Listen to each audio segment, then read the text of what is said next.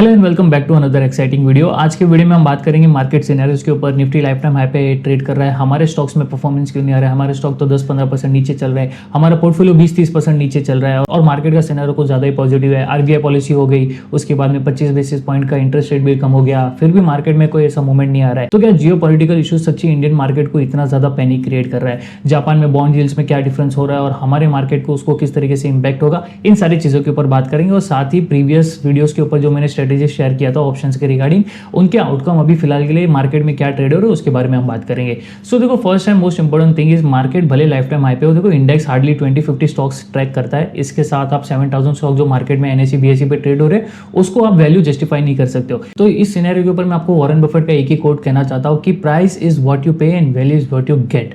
अब यहाँ पर क्या हो जाता है कि जब भी हम कोई स्टॉक बाय कर रहे थे, आज से 6-8 महीने पहले की बात क्यों ना हो, अगर हम कोई भी स्टॉक बाय करें वो आज भी हमारे बाइंग प्राइस से नीचे चल रहा है। अब 6-8 महीने छोड़ो, मैं तो आपको कहता हूँ कि चलो 1 साल पहले की बात कर लेते।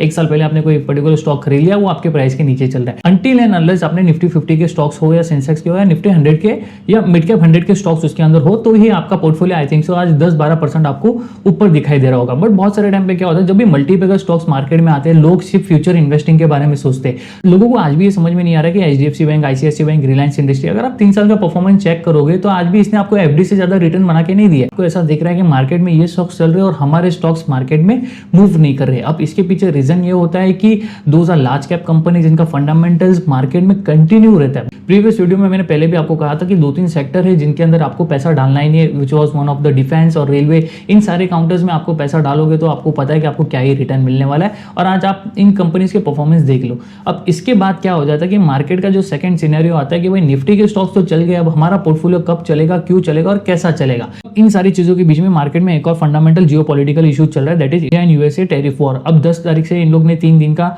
बैठक बिठाई है, जब 3 दिन में ये लोग डिस्कस करेंगे कि अब टैरिफ कितना रिड्यूस होगा, कैसा होगा, कब एप्लीकेबल होगा। अब देखो, ये कोई आश्चर्यचकित की बात नहीं है, ये सब बातें ये बहुत टाइम से करते आ रहे। आज हम लोग के लिए कोई नई बात नहीं होगी कि अगर ये लोग कह दे कि 10 तारीख का 21 तारीख कर दिया, 21 तारीख का 1 जनवरी कर दिया, तो ये कोई न्यू चीज नहीं है। मार्केट में ये सब जियो पॉलिटिकल इशू जितना डिले करेंगे उतना मार्केट में पोजीशन इंपैक्ट करेंगे। बहुत सारे लोग क्या करते हैं, फंडामेंटल के ऊपर स्टिक रहते हैं और टेक्निकल को फॉरगेट कर देते हैं। अब इसमें क्या हो जाता है कि फंडामेंटल तो आपका चला नहीं, अब वो स्टॉक ने आपको टेक्निकल वे में आपको स्टॉप लॉस बता दिया, बट वहां पर हम लोग स्टॉप लॉस ट्रिगर नहीं करते।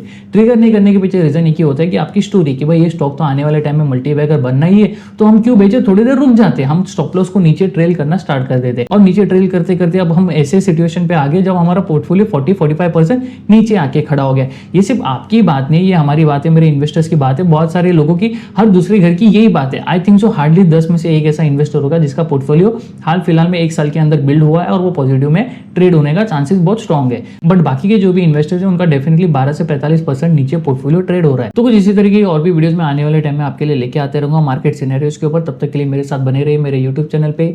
Do like, do share, do subscribe and thank you for watching. शेख साहब।